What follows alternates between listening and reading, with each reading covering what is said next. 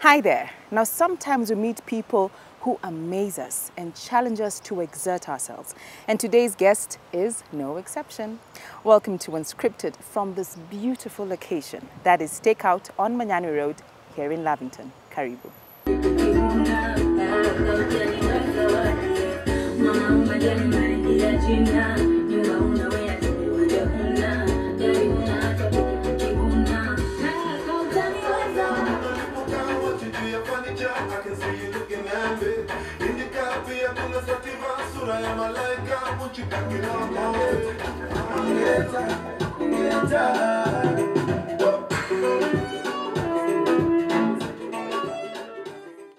Hi, welcome to the show, and with us are our beautiful guests. Thank you for coming.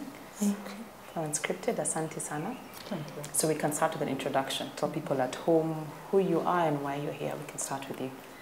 I am Pauline. Okay. I am DJ Wiwa's big sister. Fantastic. I'm a full-time fashion designer. Oh, nice. Yes, and part-time high employee. Really? Tell us more about that. Nice. And yourself, my dear.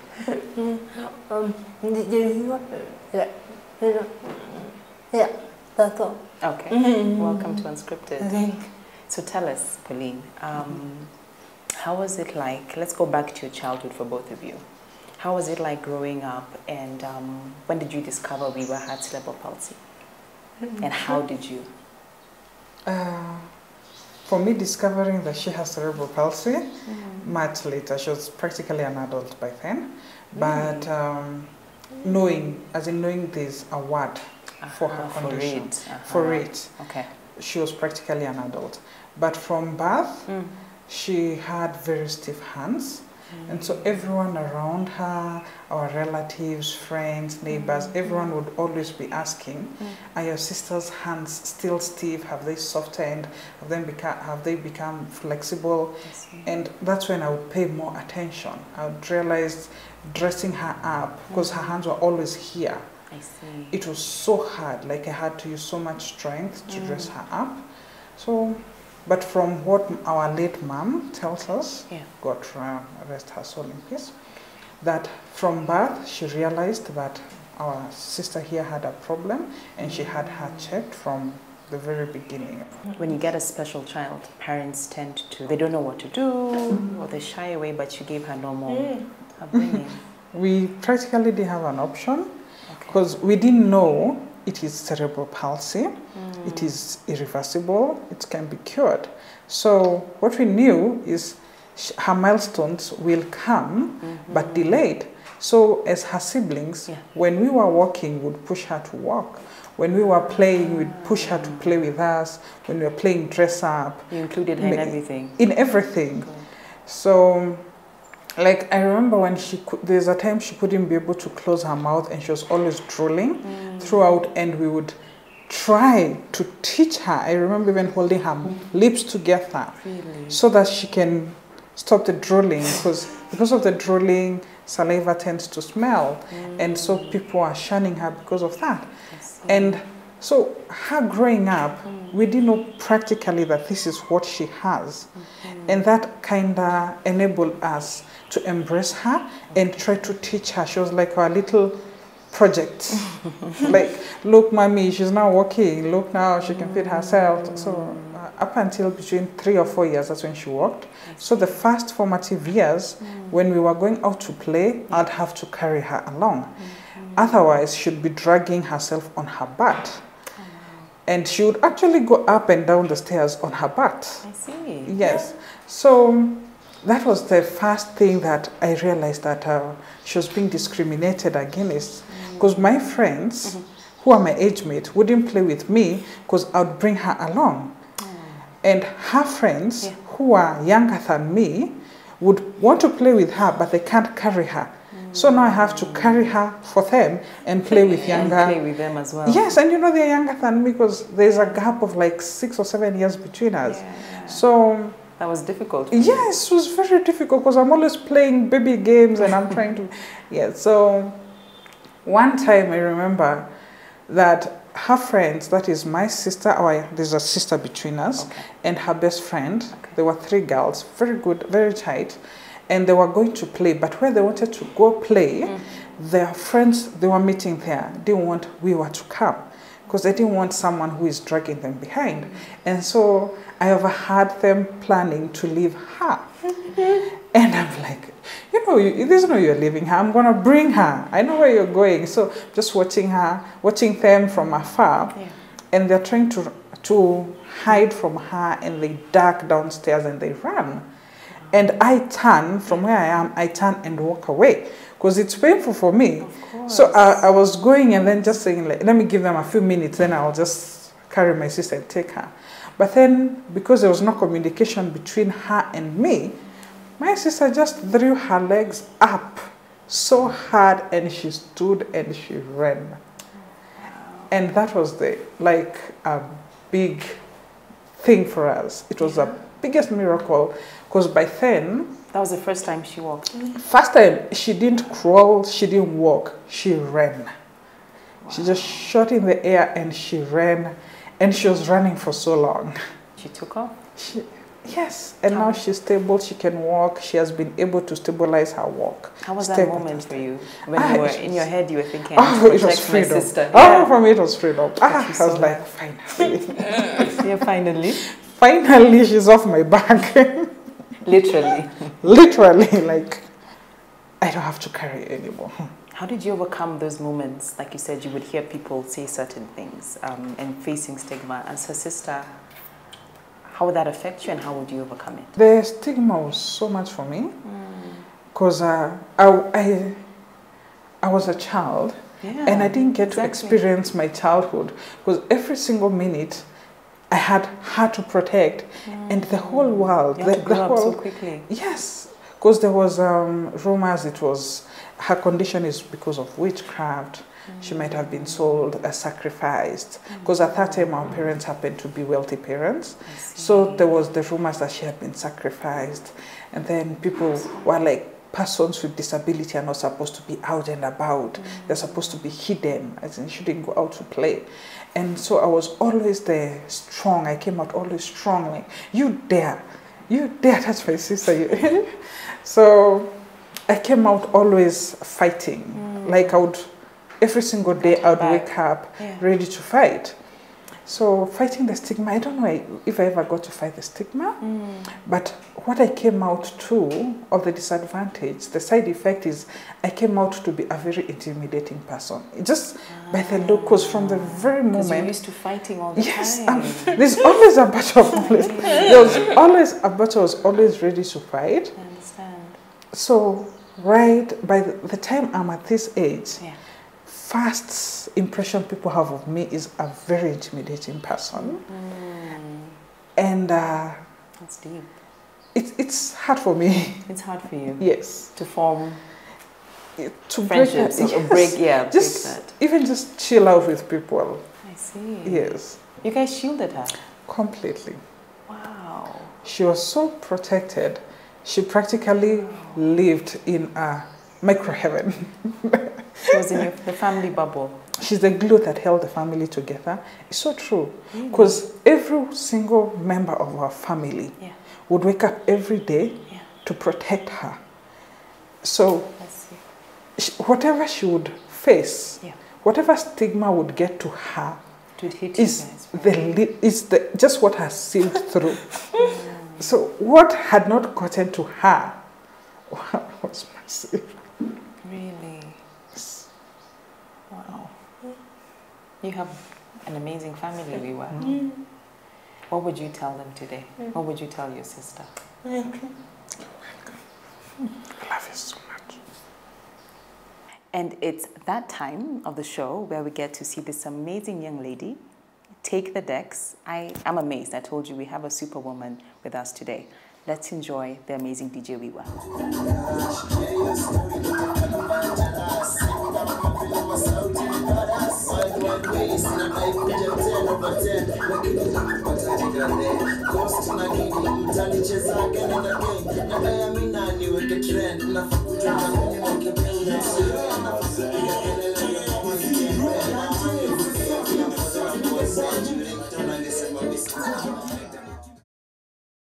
Welcome back. Thanks for staying with us. I told you she's amazing, right? That was fantastic. Thank you for sharing your gift with us. Indeed, you're blessed. Thank you. Pauline. Let's talk about growing up in school, in school life. How was that experience for your sister and for you being there with her? She loved school. Really? From the word go. Oh, that's nice. Yeah. What is your favorite subject? English and science. English and science. Very nice. Going to school for her was a challenge at first because How it old did wasn't she start? 7. 7. Yes. Okay. See, there was a delay. Yeah, my mom said, because Lilia, Lilia? then this one. So, Because you could see your siblings going to Yeah. school, of course. no. But I'm not going to 10 years. I see. Yeah. So would you know what gave your mom the strength to allow her to go? She has always had a very strong persona. Okay. And when she wants something, she wants it and she makes everyone around know that this is what she wants. Yeah. And so she keeps nagging you and tagging you, this is what I want. And Yeah, so, high five. There we go. so Yeah. she did push mom to take her to school because her friends are now in school. Yeah, And her she's, siblings. yes. Yeah. So finally she got enrolled in school. Actually, even taking her to school was challenged because Finding a good school, I can imagine. not just finding a good school, even finding a school that will take her, Exactly. a school that will see that she can learn was not easy. And finding the community didn't believe in educating persons with disability. But then she gets her school, she gets enrolled, and she's a bright student. Good job. Yes, she could write with her hands. Then, yes, she could write with her hands. Always top of her class. I remember being so, yes. She was always top of her class at the beginning until now she got assessed and joined a special school. When she joined the special school, that's when she practically was done with school. Really? I remember What do you that. mean? What happened? I was bullied. You were bullied. Yeah. At a special school? Yeah. That's where the bullying happened? Major. How so? You'd think they're community. Yeah.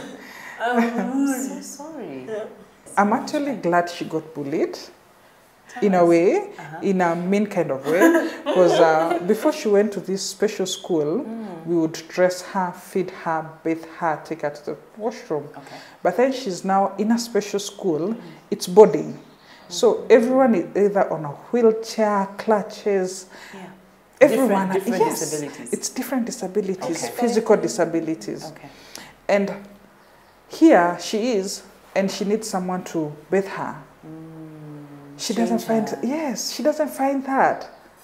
So what happened? She doesn't find people willing. They don't want to help me Because they're doing it themselves, No. you should. because I'm in coma. Yeah, so they only to either pay them with them. I don't have anything. Yeah, so I'm like, and sick one of them is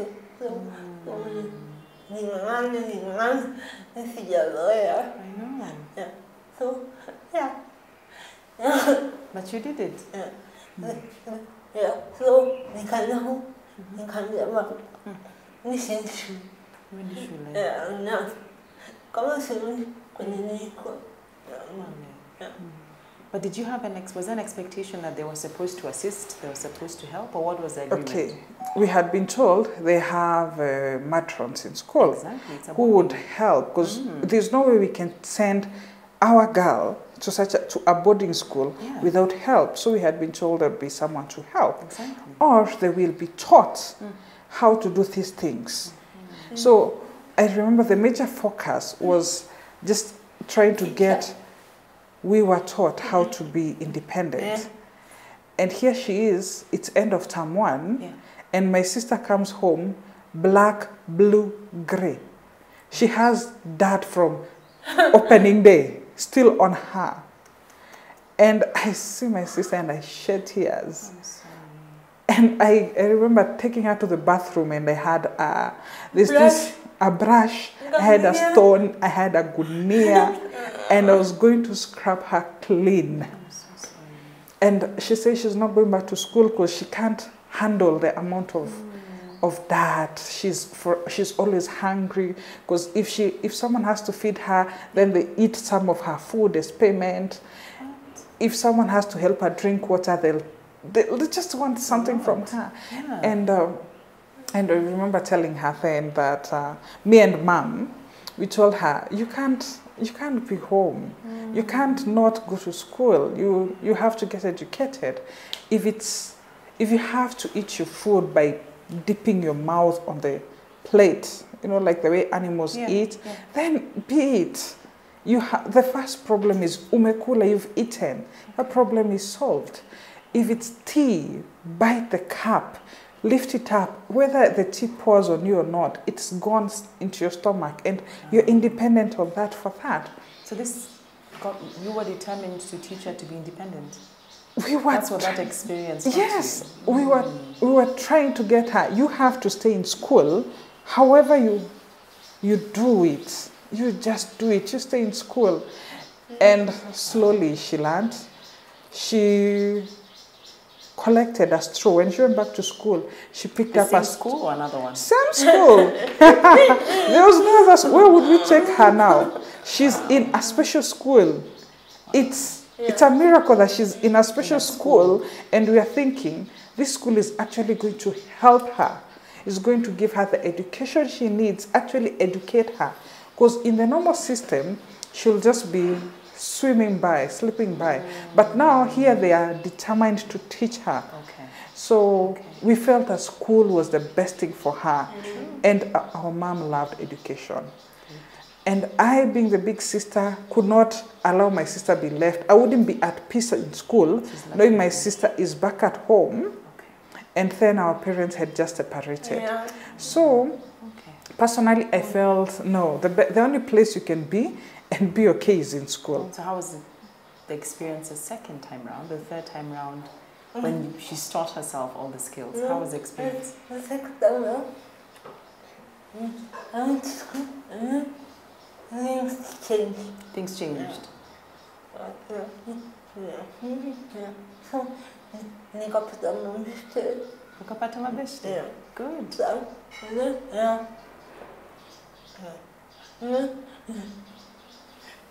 I taught myself to bathe. You taught yourself to bathe? Nice. To wash clothes. Really? Really? Wow. So she now had to wash her clothes with her feet. Wow. She had to learn how to do things differently now. She has now made friends. Okay. And now, even us, when we're coming for visiting day, we now know the value of her having friends. Okay. So when we're bringing some snacks, we'd also bring an extra one for her friends. For her friend, and Good we'd job. want to meet the friend and actually create to a encourage it. relationship. Yes. So that, you see, you should have maybe a friend who doesn't have hands or who is on a wheelchair. So they would, what you lack, I have. They help so each we other. complement. That's nice. Yes, so that's how the relationship went through for her through primary school and high school. High school was different. High school was Mr. Young. I couldn't get high school. And so I got shooted. Okay, that's fine. Because when I get high school, I couldn't get. Her friend didn't go to high school with her, so now she had to make new friends. Yeah. And you got used to And then class, cuando me calor, so I had to make friends. But you finished? Yeah, I finished. Primary and high school? Yeah, and college. And college? Yeah. And you got good grades? Yeah. Knowing how you grew up, from when she was a young baby the woman she is now? She just said she went to primary, high school, got good grades, and uni. You'll tell us about college. College, yes. For you, what has that been like for your family, achieving such brilliant milestones? Wow, it's quite a big With all thing. those challenges, yeah. Yeah, right now, there are family members who are really coming out and saying, she's ours. Really? Whereas and before... growing up, they're like, Really? we would be at an event and you'd see the disgust they look at her with. But today they are busy calling and like, hey, DJ Wiwa, I saw you on TV. DJ Wiwa, I saw you on YouTube. Stay humble. Say thank you. I understand. I've seen all the disgust. I'm sorry. When she was really going through the hard time, taking her through school, none of you believed people even saying, why are you wasting your money? I remember Mom could not even beg anyone for her school fees. Even I'm talking about uncles, aunties, grandparents, cousins. I'm not talking about the extended family. I'm talking about the first family. And so when right now they're out here, full-chested, coming to own her, I'm like, wow. Yeah. What gave you, as you finish this part, what gave you and your family the strength to weather the storms all those years and celebrate this now? You've earned the right, but what gave you the strength? How did you do it? It's practically the leader of the family. That is our mom. Because Mom really loved her so much. And so, you see, her taking the lead and showing us that our sister here is worth the love, is worth everything, that she can do everything. It also made us on our side to believe in her, to believe that, okay, yes, everyone thinks we are fools, but wait, we'll see, you'll see. Amen. We'll show them. And so right now, when everyone is busy seeing, we're like, thank God, it was for a worthy cause. It was worth it. Going back, I'll do it all over again. This time around, I'll do it with smiles. With a smile on your face. Yeah, I wouldn't really fight people. I'll just drag it off. Because you know ahead it looks good. Yes. God is good. But then we would really be fighting to prove that it was a worthy cause. But God is good. Let's take a short break. We'll be right back.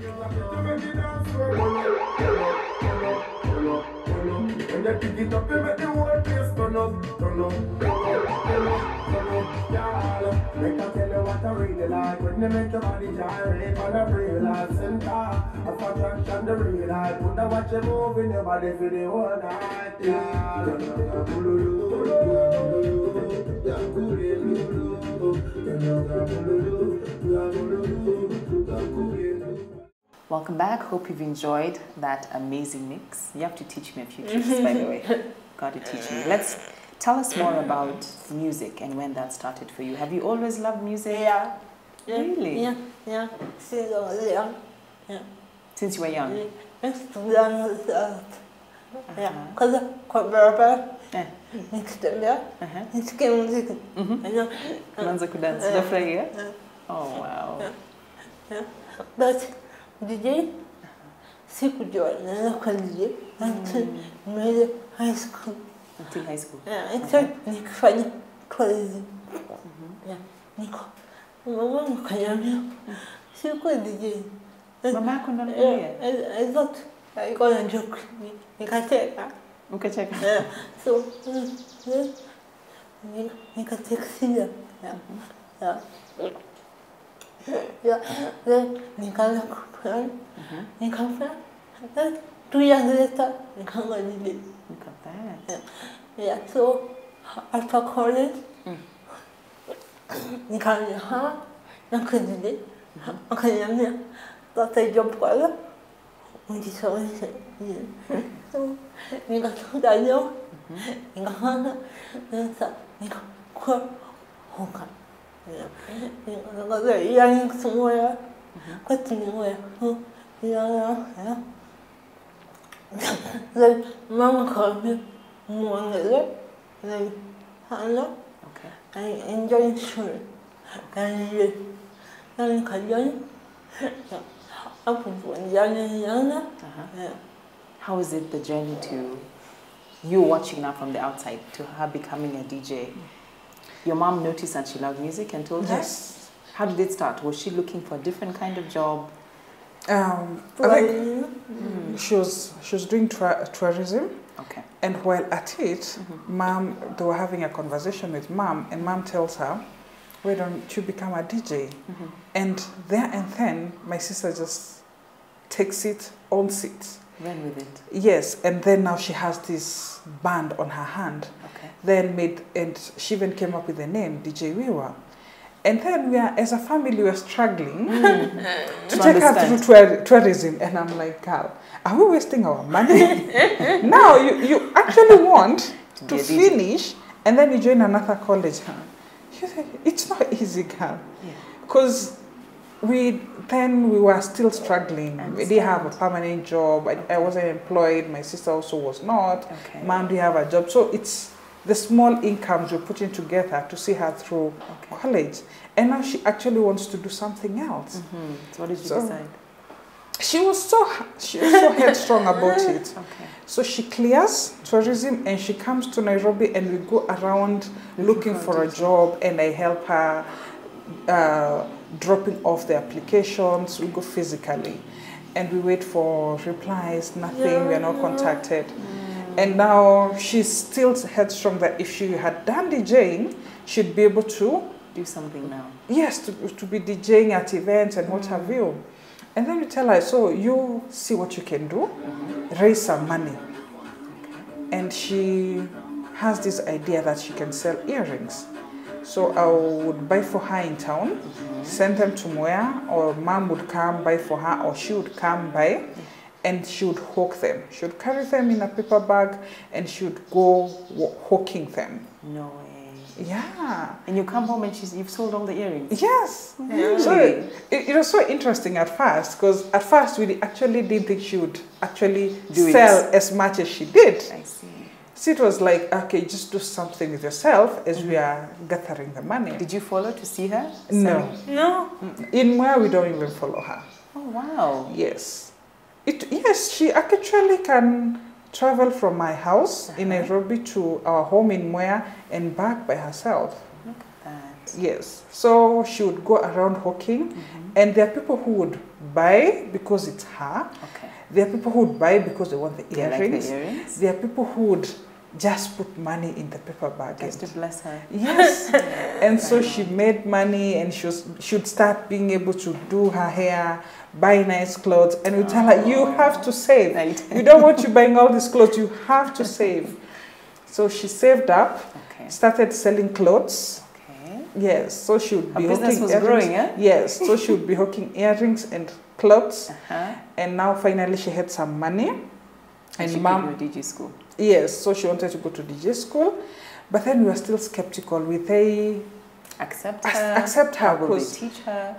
Back in college, we had an incident where she was enrolled and went through college, but we were paying for international exams, but she was given local examination.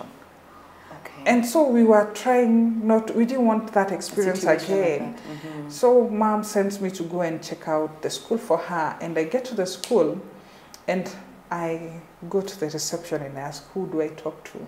And says, you talk to me. I'm like, no, I don't want to talk to the receptionist. I want to talk to someone else about a student. I want to come here. And I'm shown to the director's office. I go talk to the director and I tell him, my sister wants to join the school. You can't ask me for her grades, because her grades won't tell you what she's capable of, her potential. Her condition is like this, and her idea is that she will be DJing with her feet. Yeah. And the director looks at me, and I look at him, and I say, yes, she'll be DJing with her feet. All we need is for you guys to give her an opportunity. And he tells me, bring her. You can pay for 1 week. Okay. We see how it goes. We see how it goes. You see, I just hold on. You can. I didn't continue. You ran with that. The rest, Amen. kept it to myself. Okay. Go tell mom. You can bring her. Let me find a hostel. Because then we didn't want her to also live in my house. Although I was in Nairobi, we were trying to see, can she be actually independent now? So we find a hostel, yes, we find a hostel, and we have to pay a little bit more so that the caretaker can also be assisting her. And you see, now I've not told mom that we were told to pay school fees for 1 week. Mom is so excited. She's paid for the term. Full. I'm like, Claude, just let this stay with me. Okay. You can't break her if she messes it up, then how do I tell the director by mistake we paid full? How did it go? Yes, so she joined school, and the whole class, her classmates were very relaxed about it. But the minute they see who is also in their class with them, and who is working so hard, because my sister would be the first one in class, last one in class. And her classmates are the ones who come in 30 minutes, they skive. Now they're finding that this girl came in on Monday. She's working extra hard. By Friday, she has learned so much, so they have to pull up their socks. So they were challenged. They were so challenged by her. Even the teacher was challenged because he had to now think of different ways to teach her. And you see, now my sister had not operated a deck before. And you know, the knobs are also tiny. Yes. And she now has to operate them with her toes. Wow. So it was a challenging experience for her. But she braved it all, worked so hard. And at the end of it all, we were so proud of her. I can imagine. Well done. If you could tell us more about the technique. Yes, how did you do it? At first, nikatai. Mko katai? Kulikuwa ngumu. Of course, ngumu. Mama kaniambia ushikiwa uendelee. Good.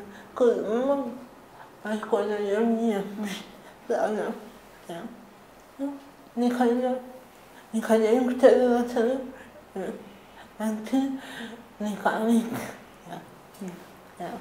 How was it for you and your siblings, your mom, seeing her play with her feet for the first time? How was that moment for you?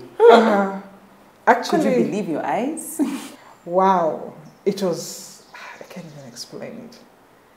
It was out of this world. Yeah. For me, it was reliving a miracle. You see, with her, I had experienced so many miracles, but this one, I was sharing it with the world because it was on prime time, and it was one of the big reporters reading her story, and is like, wow. And there I was saying, wow.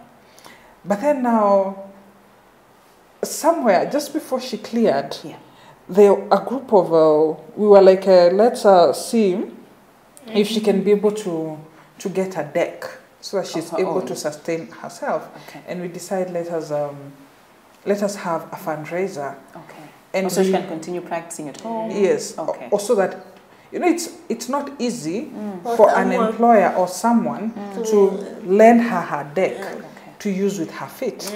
It was already challenging in college. Got it. So we figured if she had hers, it would really help. So we start a small fundraiser. And we have DJ community. the DJ community in Kenya come together. Yes. And one of them, who is a very popular DJ, calls her and says they want to support her. And I'm like, no. You didn't believe it? A celeb? Telling my sister, who am I? No one can hurt my sister. Okay. I get on my combat. I was wearing a combat jumpsuit. You're not kidding, and cookie, you know that cookie coat, all the way. Where does this person work? I went to their office. What do they want? I didn't know the person, and I had a meeting with the DJ at around 1. All right. So at 11, I'm at their office asking, I want to know how this and this person looks like. So that when I meet them at 1, I know who I'm going to meet. And I'm told I explain the situation, Alright. and it sounds genuine. I'm told this is how this person looks like. You can check their Facebook handle. I look for them. Okay, now this is the person. So I go to where we are supposed to meet, and I practically hide behind a pillar. Tell them I'm here, and I wait for a person that looks like that. So I see him, I walk to him, and I'm like, you exist, I'm here, I'm her sister, proceed. And there was, after that, now they come and they donated the decks to her. And you were happy? Yes, mom was there. She was so happy. I was just in tears. I was just crying. I was just... I'm so thankful. You're so thankful. Through it all, your greatest support system has been your family and meeting the right people and the community, the DJs. Thank you. That's amazing.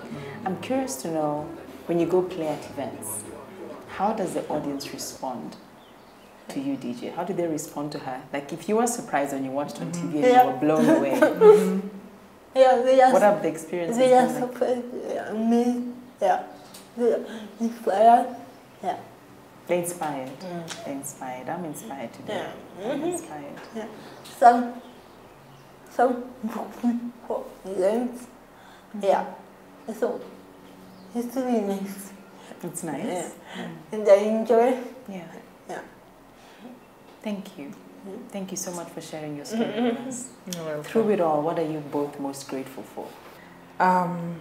Grateful for our friendship. Okay. That I have a friend for life. Like, I have the one person that she's mine. She is. I'm hers. Yes. Nothing can change that. Okay. That's one thing I'm very happy about. I'm grateful for. And that I can impact. You know, just, I feel like a very useful human being. Just being able to be her words. Being able to know that if I was her, this is what I would do in this situation, and doing it, and she's like, yes, that's what I would have done. It makes me feel very good about myself, about life. Watching her grow and being part of her dream, helping her chase her dreams, is beautiful, very fulfilling, very beautiful. And for you, my dear, what are you grateful for? Hiyo ni ngumu. Unashukuru vitu mingi sana. Okay. My sisters, and brothers, and my mom, and my friends. We wish you all the best. Keep inspiring all of us. Keep being her protector, friend, believer. I think today the big lesson, and to you at home if you're watching, is just believe in your people. Look how far it brings them. I hope you're inspired as I am, and this will make you have a wonderful week ahead. I know I will. Until next week, take care of yourselves. God bless you, and thank you to Stakeout in Manyani Road for hosting us. Bye.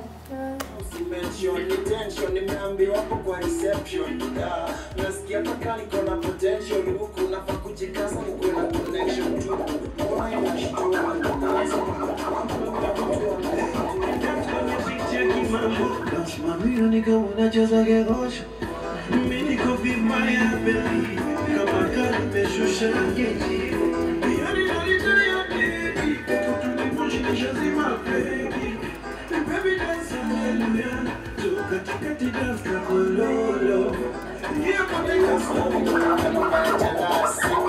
bila masauti barasa wide sina kaikuja 10/10 lakini pataje gani ghost na king mtanicheza gani